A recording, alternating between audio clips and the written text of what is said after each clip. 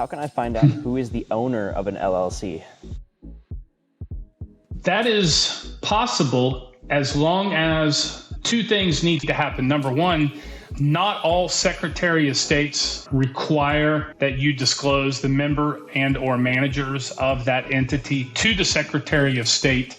A lot of states don't require that information when you register an LLC or a corporation in the state. Some do require it, however. The only way to know would actually go to the Secretary of State website for whatever state you're looking for. If you're looking for an LLC in New Jersey, you would go to the New Jersey Secretary of State website. You would go to their business search function, and then you would search the name of the company, or if you had the entity number, you could do that.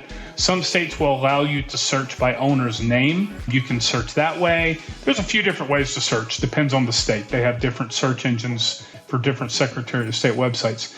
Now, if that person registered their entity and did put their name as member or manager of the LLC, it's very easy to find. You can find it on the Secretary of State's website, search for the company, find the company on the Secretary of State, and then you just view the history of the company. You look at the articles of organization, any amendments, any additional filings, any change forms. They're all public record. You can download all of them. In some states, you cannot find it if they don't provide it.